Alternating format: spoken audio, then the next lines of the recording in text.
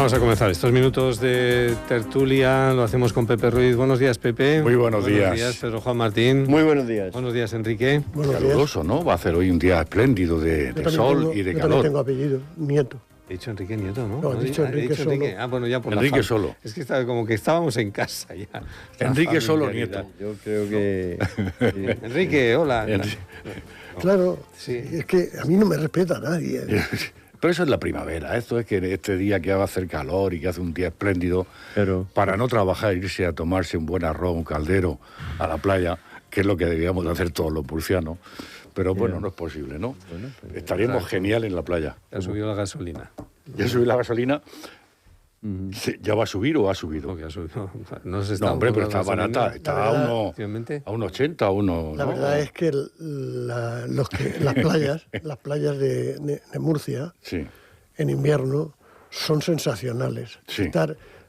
Yo durante mucho tiempo me he ido temporadas, fines de semana y tal, durante todo el año a la playa, al Mar Menor, a los Urrutias, que tenemos una casa allí, y me iba unos días, me iba un fin de semana, y aquello era realmente el paraíso. Levantarte con el Mar Menor delante, las salidas del sol. Esa quietud que hay, Esa ¿no? quietud, esa belleza. Lo malo que tiene luego la playa cuando es en invierno es que en cuanto a las 5 de la tarde Sí. ya te tienes que meter en Sí, casa pero porque si hace tienes fresco. una buena La tele, humedad, buenos hace mucho libros y fresco. buena música y tal, la verdad es que se está estupendamente. ¿Cuántas veces has pintado el Mar Menor?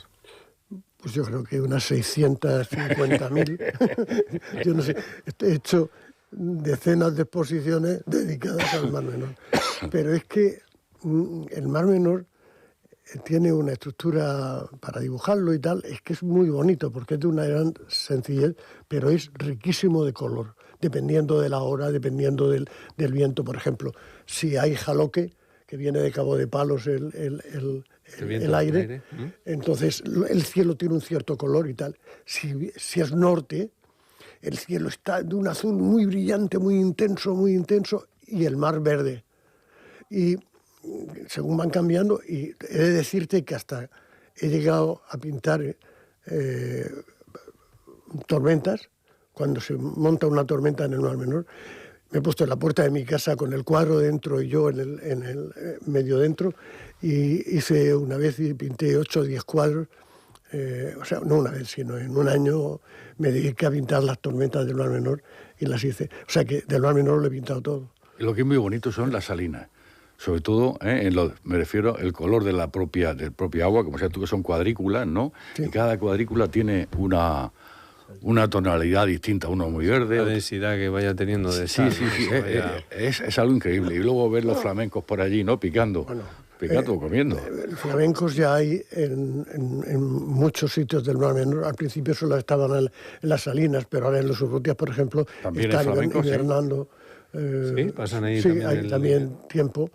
Y la verdad es que, bueno, por eso es que lo del Mar Menor, lo de cuidar el Mar Menor y ver cómo el Mar Menor lo mantenemos y todas esas cosas que Pero ahora hemos está hablado muy tantas veces, es que el Mar Menor es un tesoro de Murcia, por supuesto de España y también de Europa, Sí. porque es el lago salado más grande de Europa.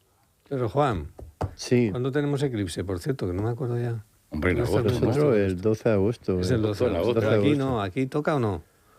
No, Sí, no, a aquí no, Murcia, ¿verdad? Murcia no pillamos zona de penumbra. Un poquito más arriba, en la zona de Teruel, bajo Teruel y parte de la Comunidad Valenciana por la parte de Castellón, y las Baleares serán lo más cercano donde sí se podrá ver con toda magnitud. Es un eclipse además de larga duración, se estima que la zona de oscuridad estará unos 6 minutos y va a ser bastante intenso. De hecho, ya turismo rural es muy difícil encontrar por la zona. Desde hace 2 años, desde por lo hace menos. ya 2 Está años. todo reservado Ahí por hay todas esas zonas. una nueva corriente de turistas que se llama astroturismo, que lo que busca es precisamente eso, singularidades tanto de lluvia de estrellas fugaces. O Pues coincide, ¿no? Previamente, ¿no? Y ese Con día San coincide. Lorenzo. Sí, en este ese día caso. coincide el eclipse de sol por la mañana, mediodía aproximadamente por la tarde, y luego por la noche la lluvia de estrellas. Además, lo bueno que tiene la lluvia de estrellas es que como se ha producido el eclipse por la mañana, por la noche no hay luna. y es de los mejores momentos para poder ver en luna nueva, poder ver la lluvia de estrellas. Sí, yo cuando siempre, como en agosto, Hay que siempre... buscarse buena compañía, que eso es importante. Yo como en agosto voy siempre para arriba, uno de los sitios que yo he visto mejor la lluvia de Estella es en Urbasa, fíjate. Buen sitio. Al lado de Estella, arriba en la Sierra de Urbasa, que está alta, además que no hay luminosidad ninguna, cero, y aquello es una precisión, es algo increíble, increíble. Pues en el Mar Menor, llevarse una toalla Sí, e irse a la orilla del mar, a la arena. sí, te pones nos tumbamos, la toalla, te tumbas y es una experiencia que recomiendo a mucha gente. De hecho, en mi casa suele haber mucha gente joven y entonces todos ellos se van esa noche allí y está la playa llena de gente joven viendo la lluvia de estrellas. Pasar la lluvia de estrellas. Esto no es una tertulia de actualidad, esto es una tertulia de... Lo que usted nos propone. Sí. claro, el director siempre es el que manda y el que dirige, ¿no? Yo creo que quizás su corazón se ha hinchido de felicidad al vernos a los tres juntos y por eso ha desviado la temática hacia temas más bucólicos, más... Además está uno ya cansado de tanto tram, trum, trin, estamos cansados de tanto... Me estaba buscando yo un viaje ¿Tú no te de hace cansas? 3 años así, Sí, que hombre. me coincidió de madrugada tener que pasar por Teruel y paré un momento, porque era una noche de estas estrelladas que no había luna, pero estaba toda...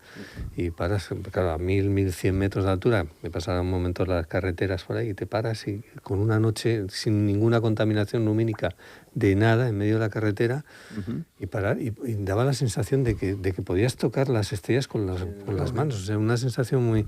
Porque ahora mismo es difícil, con esto de las farolas, no sé qué, las ciudades, siempre tienes que andar ahí. Bueno, venga, pasamos pantalla, que se dice, vamos a venirnos a una actualidad que viene marcada. Antes de entrar en todo este tema de la guerra del Golfo, de las repercusiones, la economía, aprovechando que tenemos un economista también, pero ¿os han sorprendido las palabras del rey, de Felipe VI? Ayer recorría una exposición en Madrid, no estaba en la agenda de la Casa Real para los medios de comunicación, pero luego mandaba esas reflexiones que hacía en torno a lo que fue la colonización, el periodo de colonización de España en los países latinoamericanos, y decía eso que hubo abuso. Hubo abuso. A mí no me ha gustado, personalmente no me ha gustado nada. A mí no me ha gustado nada. Después de varios cientos de años ahora decir que, mire usted... Vamos a ver. Vamos a ver. Como que matábamos en su momento bisonte o... Sí, podemos Gabriel, esas declaraciones del rey de Felipe VI, que hablaba por contextualizarlo un poco, porque decían, habla de un abuso, pero tenía una reflexión anterior y vamos a escucharle a ver si es posible. Hay un afán de protección que luego pues la realidad hace que no se cumpla como se pretende y hay mucho abuso. Hay una fase de protección, decía. Bueno, ahí hay un problema muy Hay serio. una declaración un poquito más larga, pero bueno. Esto ya estaba pedido, lo habían pedido ya varios presidentes sud- y centroamericanos, pero sobre todo México. México Sí. se había puesto un poco más duro con este tema. Sí, el anterior presidente El anterior. y la actual Y la actual presidenta. Actual también, presidenta. Entonces, yo creo que estaban pidiendo un reconocimiento de que hubo abusos. Efectivamente, toda conquista provoca abusos. Si tú llegas, o sea, estamos en el siglo XVI, cuando, finales del siglo XV, principios del XVI, hay conquistas por parte de muchos países que van llegando a África o América. Bueno, nosotros descubrimos América y llegamos allí, pero es una conquista.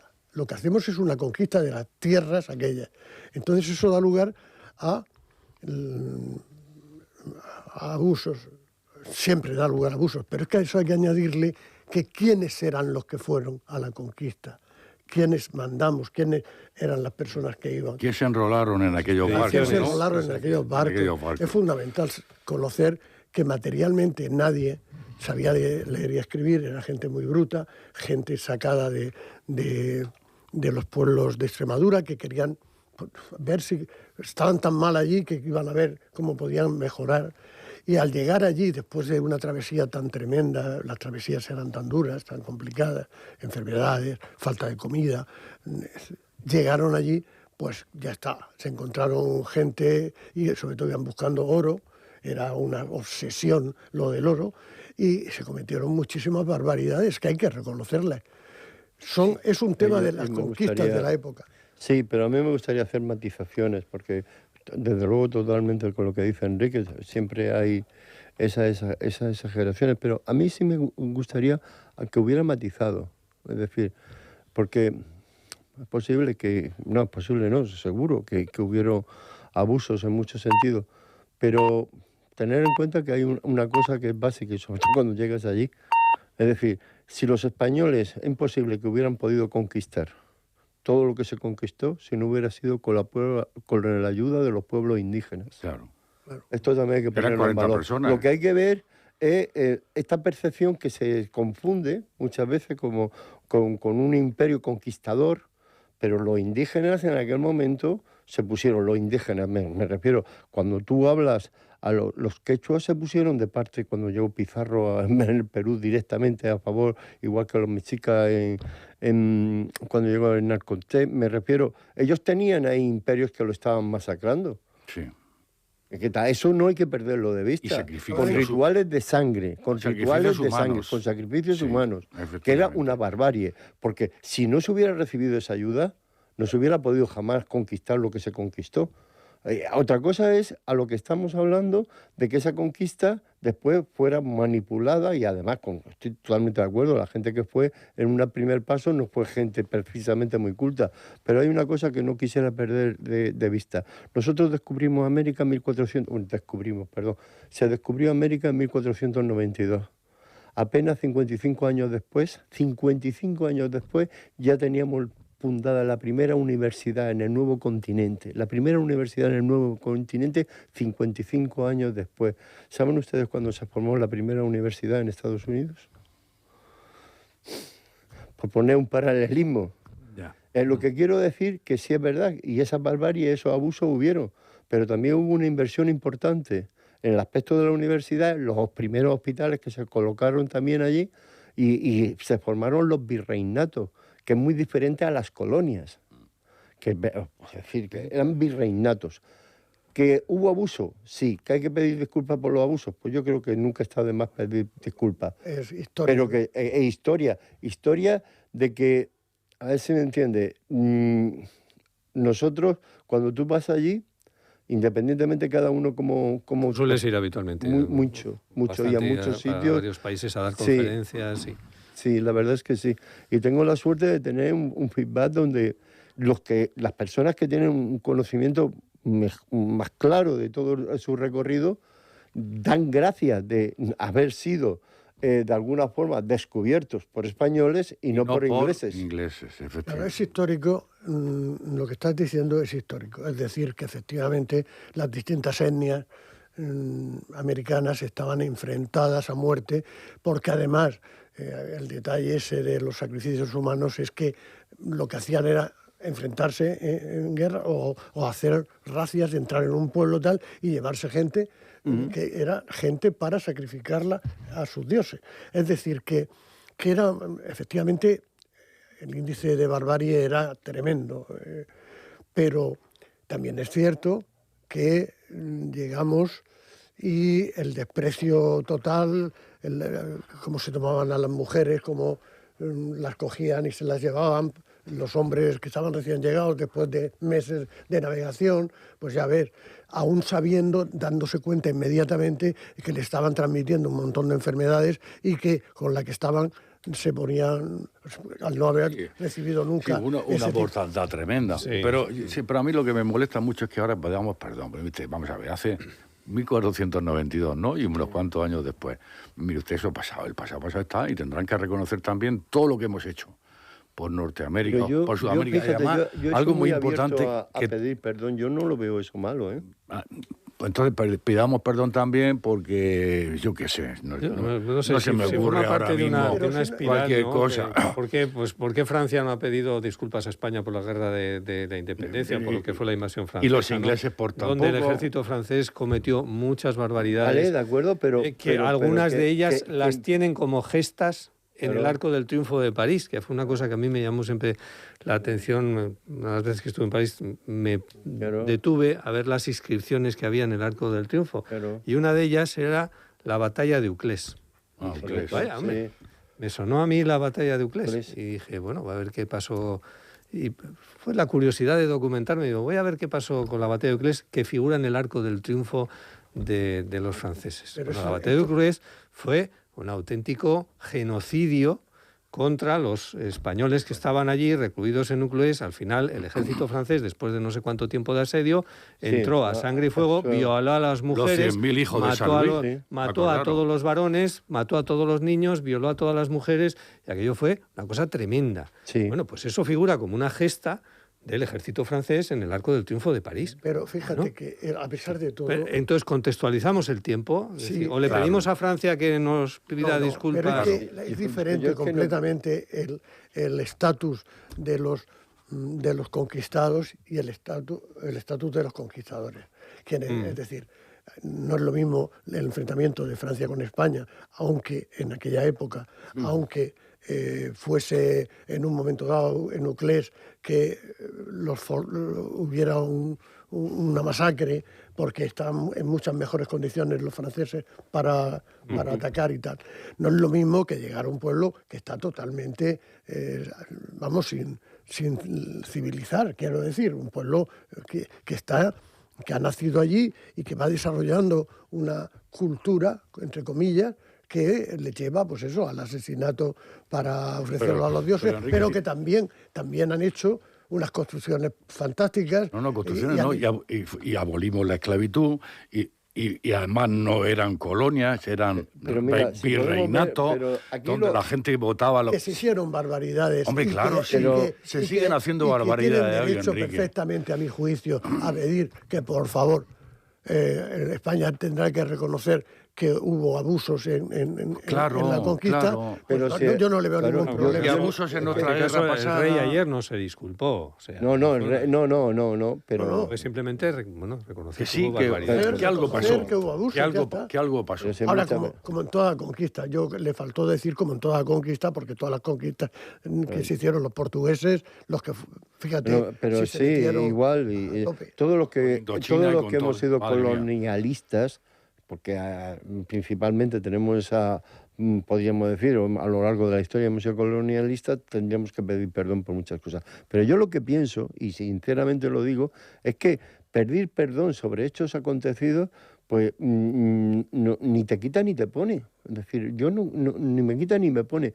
Y no lo comparo con otro. Que a mí no me quieran dar perdón, yo no tengo que pedir perdón tampoco a otro. Pero si yo tengo que dar el perdón por algo que yo he hecho, ¿me entiendes? Que lo podía haber hecho mejor, pues ¿qué me cuesta? Sí, pero es que tienes que... Es decir, estos temas de los nacionalismos, yo creo que tendríamos que estar... Mira, tengo una percepción últimamente fatal.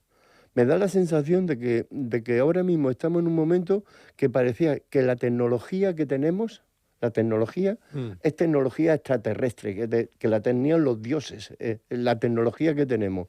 Pero emocionalmente veo individuos que estamos todavía en el paleolítico, y las instituciones las veo del medievo. Es decir, creo que estamos totalmente, no hemos dado el paso emocionalmente a la tecnología, no sabemos estar emocionalmente conectados ni institucionalmente ni personalmente a la tecnología que tenemos.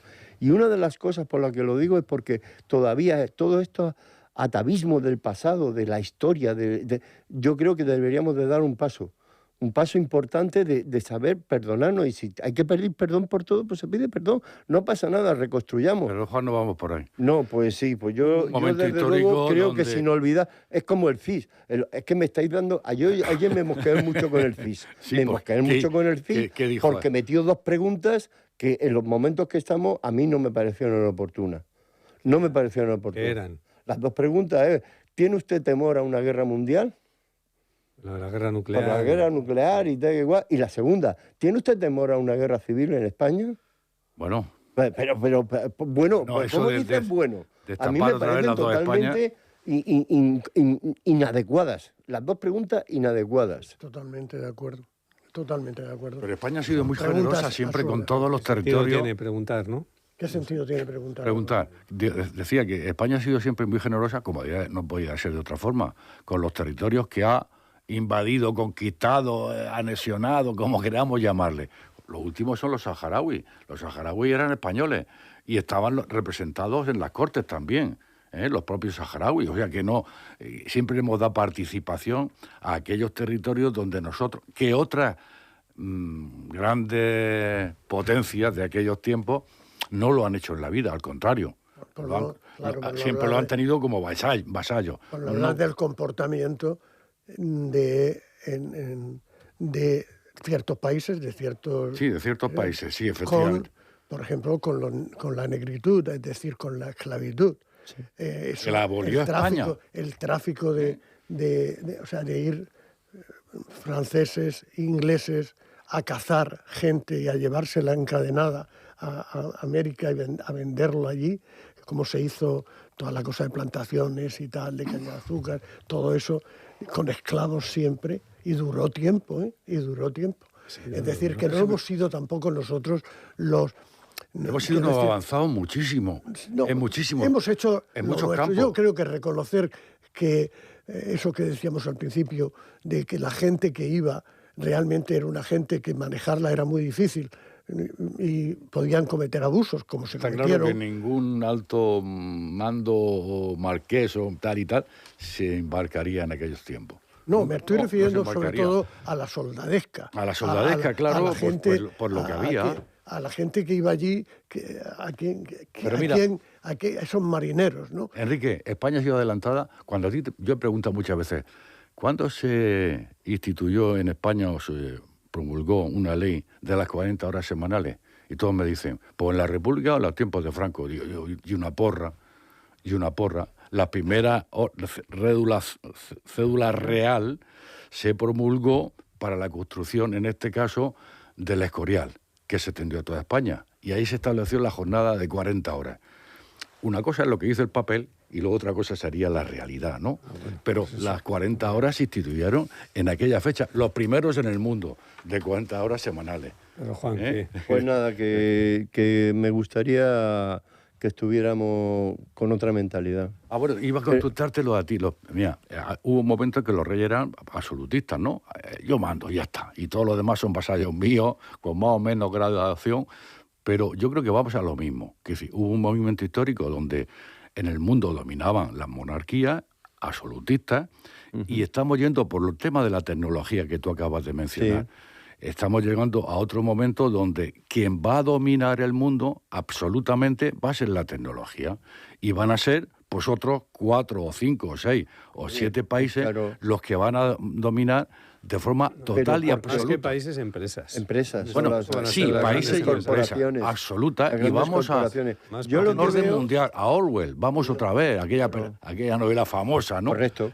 Vamos aquí. A mí lo que me preocupa, desde un punto de vista, viendo un poco la evolución y con una mirada muy antropológica, es que nosotros, como esos monos desnudos que en algún momento hemos ido evolucionando a lo largo del tiempo, creo que nuestras capacidades cognitivas las hemos ido desarrollando, nuestros sentidos, etcétera, etcétera, pero la parte emocional nuestra, yo la veo todavía muy en el pasado, pero del Paleolítico. Creo que seguimos reaccionando igual, desde el enojo, desde la envidia. O sea, las pasiones nos siguen comiendo el terreno. Es decir, no hemos dado un salto cognitivo, tecnológico importante, pero no veo que vaya acompañado de un paso evolutivo importante.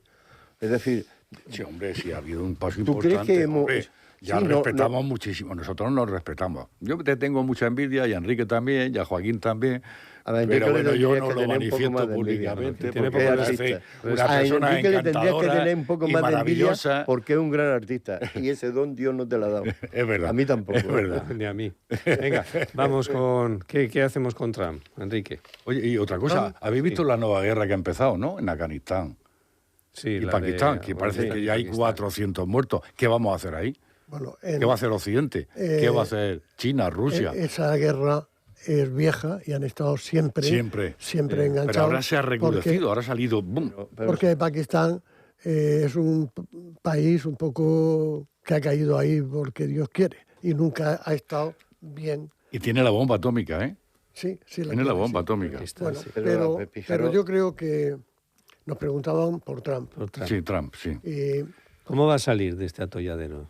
pues a mí lo que Se me ha pillado, parece... se ha pillado ahí los... Claro, me ha parecido muy bien que Europa de pronto le diga, o sea, ya sabéis que ha pedido barcos para Hormuz, para estar allí barcos de otros países, como si fuese una llamada de la OTAN. Es decir, lo que ha hecho ha sido, como la OTAN tiene la obligación de ayudarse un país al otro que tenga problemas, pues lo que ha hecho ha sido una llamada a la OTAN para que vayan allí barcos de otros países a vigilar Hormuz y a estar allí procurando que el tráfico de petróleo se siga llevando a cabo. Pero es una absoluta barbaridad como todas las de Trump. Esta no es una guerra, un ataque que haya tenido alguien de la OTAN y que los demás tengan que salir a defenderlo, que es el sentido real de la OTAN. El sentido real de la OTAN es que si uno de los miembros de la OTAN es atacado por otro, por quien sea, los demás miembros irán a defenderlo. Pero esto no es una cosa, esto es una guerra que han iniciado los canallas de Netanyahu y Trump, una guerra maldita que ya llevan otro montón de muertos, en el Líbano un montón y otro montón en Irán, y una guerra desatada por ellos. Y cómo se tiene el valor, ese tipo, de pedirle a los países europeos que vayan allí a defenderlo. Hay un dato anecdótico, Sí, te doy la palabra a Pedro Juan. Que yo quería comentar... un pequeño apunte, que estabas hablando de los navíos norteamericanos. El Gerald Ford, que es uno de los portaaviones que tiene ahora mismo desplegados en el, no sé si en el Mar Rojo o en el Índico. Bueno, se le ha quemado la lavandería. Sí. Se le ha quemado la lavandería. Sí, y entonces ha tenido un problema grande porque tiene 600 marines durmiendo en el suelo que se han quedado sin sábanas y sin nada. Les ha quemado todo. Un susto grande. Fíjate, un portaaviones con un incendio ahí.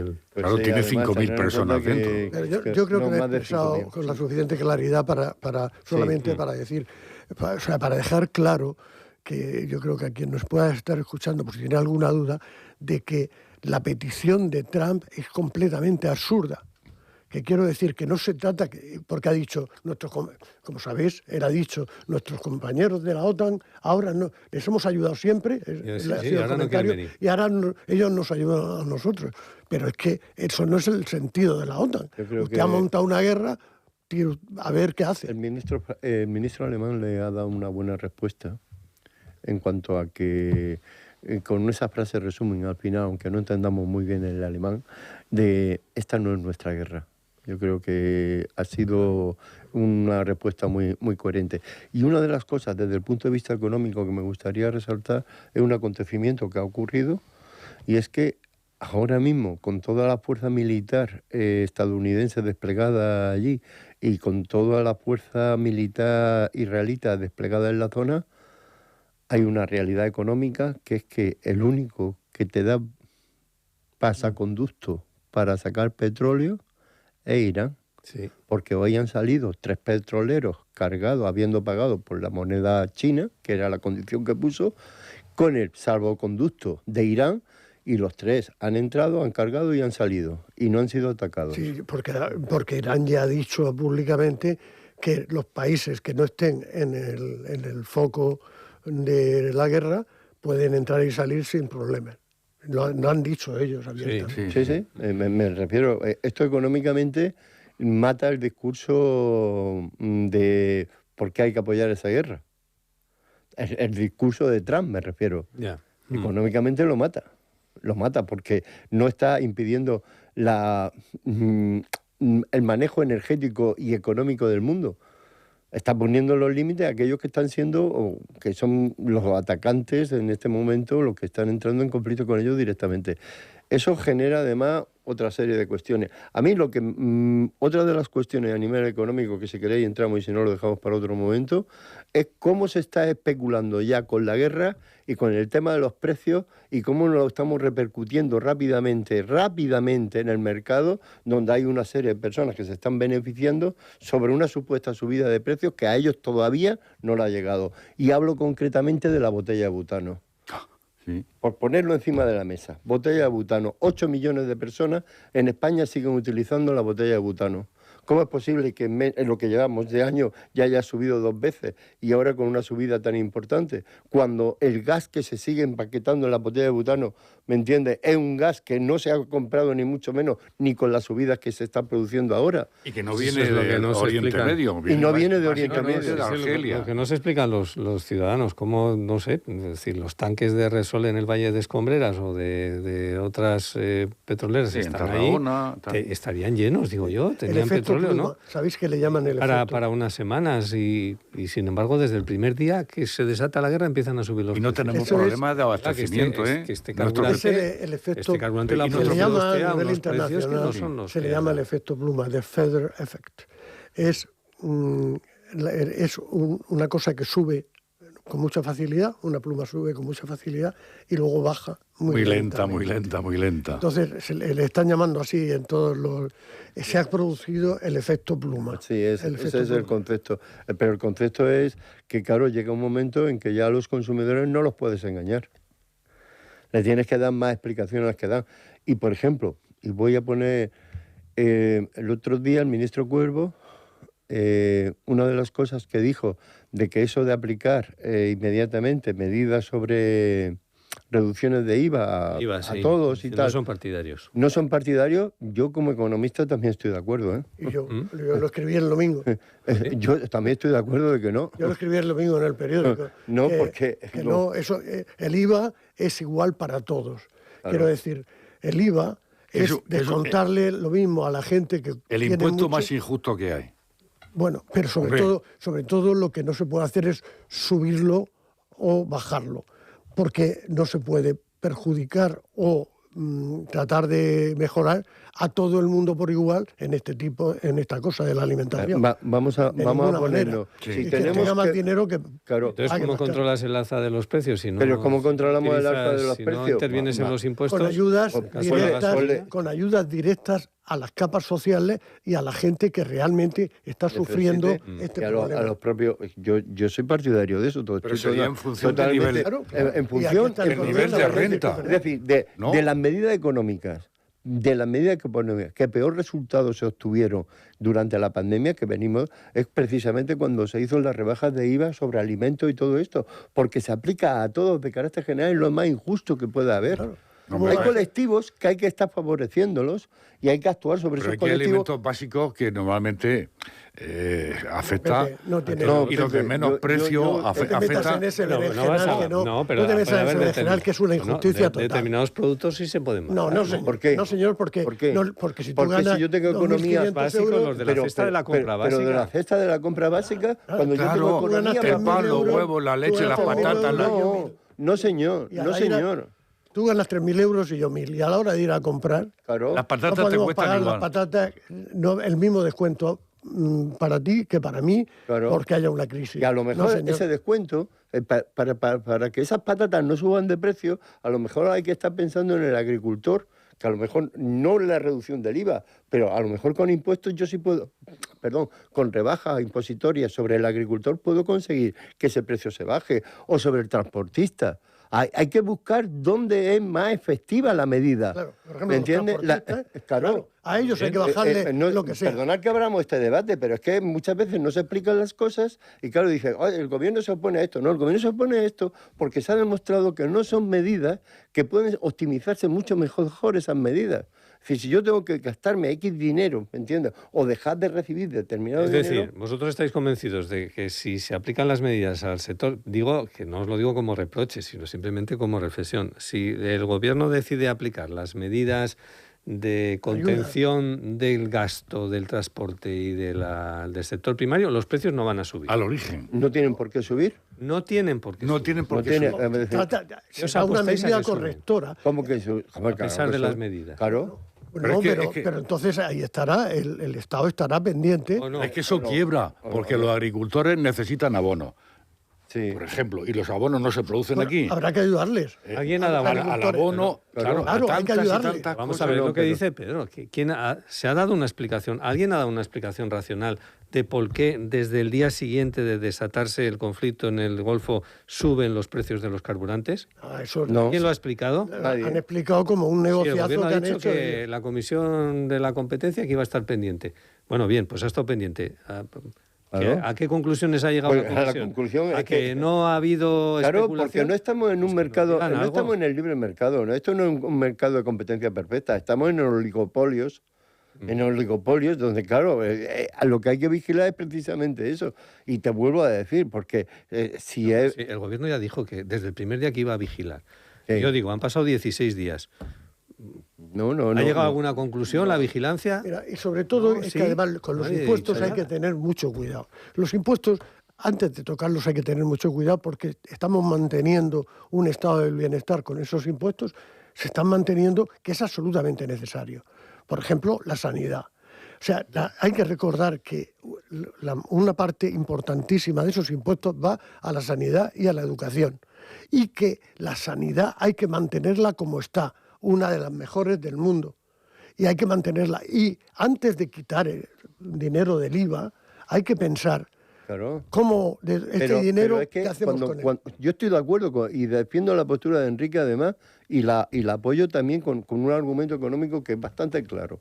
Es decir, si yo actúo sobre el IVA de los alimentos, estoy siendo lo más injusto, porque al actuar sobre el IVA me estoy quitando la posibilidad de ingresos que después voy a destinar a determinadas acciones Claro. como gobierno. Claro, el gran problema que tengo es que yo cuando aplico es la mayor injusticia que hago, porque estoy actuando sobre el precio de los huevos, sobre una persona que está cobrando 1.000 euros, sobre otro que tiene una renta de 4.000. Sí, Y le estoy actuando de la misma forma. Pero eso pasa, Enrique, pero No, eso pasa que- todos los días. No, Vamos a ver, no, ¿cómo no, que no? amigo, no. Que Hay yo que- gano 1.000 euros y a mí yo gano 1.000 euros. Correcto. Y yo cuando voy a comprar los huevos, ahora mismo los pago Igual que el que gana 4.000. Igual que don Enrique que gana 5.000 euros todos los No días. se trata de eso. No. Se trata de a Hombre, quién hombre, le hay ahora favorece. desigualdad. Escucha, Pero si yo tengo que hacer Hay una una medida desigualdad fiscal, total y se absoluta. trata de Pero no. favorecer a las personas que están sufriendo mermas por cuestiones de la subida de los Hombre, carburantes. sí. Entonces, lo que decías antes de los abonos y tal, por supuesto, hay que entrar ahí. Hay que entrar ahí para que la agricultura funcione y para que la gente de la agricultura pueda Yo vivir. tengo que- Entonces se entra ahí a ese campo, a ese asunto y se bajan los ¿Tú impuestos. sabes o dónde se está ponen- regulado o se- eso? En el copago. Pero Cuando tú vas a pedir un medicamento, en función de tu renta, Sí, sabes tú pero- que te pero pagan hay 1 una euro, cosa 2 que- euros, 3 euros Claro. o 0,50. Me Pero- parece- Al final tendría que estar, Pero tendría que que estar todo si yo tengo que regulado estar así. estudiando reducción fiscal o tengo que estar estudiando la reducción del IVA, yo lo que tengo que plantearme es sobre cuánto, pues que al final es una medida económica, dónde es más efectiva. Porque el bajar el IVA de los alimentos es una medida populista Vale, y no y- es la más eficiente. ¿Y rebajar el IRPF? Ajá, Vale. ya estamos hablando de otra cosa. Ahí ya estamos hablando de otra cosa. Ahí ya Ese va- es porque otro va en función planteamiento. de la renta. Ahí ya estamos hablando de otra porque está cosa. en función de la Pero renta. eso no lo han hecho ya hace 4 años con la deflación Eso, de ya las tablas. estamos, está muy bien, pero ya entonces, estamos si hablando. aplicas un porcentaje, le estás rebajando más al que más gana que al que menos. No es un porcentaje, es No, porque es una escala. Es una escala. Eso es una escala hasta 1000, no sé qué, hasta 2000, Vamos a no sé ver, cuánto. Además, la escala debe aplicarse a las familias dependiendo del estado de la familia. Unos padres con 4 hijos no pueden tener el mismo tipo Y ganan 1.000 euros que Que otro gana- que tiene un hijo. Eso es, y gana 5.000. ¿No? Entonces, O 1.000 también. las cosas de impuestos tienen que estar siempre basadas en los ingresos de la gente. Pero eso no es posible. No. A ti te ponen una multa y tú pagas 20 euros o 100 euros igual que yo. Es que eso es un ejemplo absolutamente distinto. No, Eso es como distinto si no, te se dijera ponen miles que el y esparadrapo miles. vale igual para todo el mundo. Pues Pepe. miles y miles de multas al cabo del año. Algún país nórdico pone las Va en multas función de la renta. De la renta, sí. Sí. Vamos, Enrique, que a ti te da igual que tú ganas 5.000 euros diarios y aunque te pongan 40 euros de multa por aparcar mal, a ti te da igual. Pepe Ruiz, que gana 1.000 euros que no soy ¿Has visto partidario. y le cuesta ¿Has visto muchísimo. mi declaración de la renta? Que no son los 5.000 euros diarios. Hombre, pero yo Voy solamente... a protestar. No, solamente por verte, la estética tuya se quiero- nota que eres un señor de posible. Bueno, pues, me gustaría, porque me ha calentado este A ver, tema. sí te he me visto, ha- te he visto, me ha sí. calentado. Sí. Porque mira que yo no suelo coincidir con las opiniones del gobierno de la nación, pero en este caso, aunque el problema muchas veces es porque no se explican. Es decir, si nos trataran a los ciudadanos como que somos ciudadanos que nos enteramos de las cosas, que sabemos por qué se dice sí y por qué no se dice no, ¿me entiendes? Y nos hablaran con claridad y transparencia. pido yo. Eso Transparencia. es transparencia, claridad y transparencia, pero que en sí misma la decisión no es mala desde el punto de vista económico. Si estás buscando justicia social, simplemente eso. Y déjame terminar con una noticia positiva. Por favor, te lo pido. ¿Ah? Venga. Sí. Bien. En Andalucía. Ya se le ha cambiado la cara. Me ha cambiado la Pero cara bueno, porque ya está. yo De siempre... la indignación a... Sí, se lo estaba comentando a Enrique antes de volver, porque él además también ha sido un maestro y un profesor y un docente vocacional, de esos que llevamos la docencia dentro. Pues han pensado en una medida que para mí la llevan a Junta de Gobierno, del Gobierno del Regional Andalucía, en Andalucía, y es recuperar la figura, poner la figura del profesor emérito colaborador.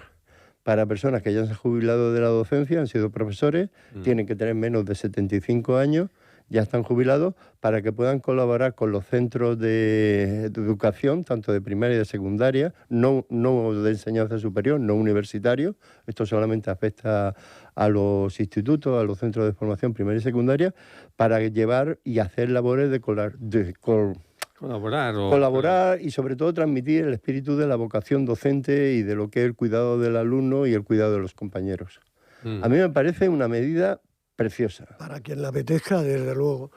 Yo que he estado más de 40 años en la enseñanza, que disfruté cada día que entraba en clase. Yo no recuerdo nunca haber entrado a clase disgustado, porque tenía que darle clase al tercero. Bueno, pero porque eso forma parte de la memoria selectiva. No. Que te te quedas aseguro- con lo Días mejor. malos seguro, ¿verdad? Memorias Pero, sin selectivas, embargo- algún día seguro que entraste allí y que te llevaban los demonios. Mis alumnos te pueden decir. Sin embargo, yo me despedí de la enseñanza, me jubilé y tengo un recuerdo estupendo y tengo todavía alumnos de 60 y tantos años que me llaman por teléfono y me invitan a un café. Ya. Pero nunca volvería otra vez al aula porque no sé si entendería a esta generación. El tema que me cuentan mis compañeros en ejercicio actualmente es que se están encontrando. Las cosas que me cuentan no tienen nada que ver con lo que yo viví. Tú eras un adolescente dando clase ya, ¿no? Sí, yo empecé a dar clases mucho antes de lo que tú te puedes imaginar. Pero bueno, por eso te digo, Enrique. dejemos que la noticia como positiva, Vamos ahí. yo creo que mejor como Está bien. positiva. Positiva. Positiva. Pedro, Juan, Pepe, Enrique. Muy buenos días, gracias. propicio día.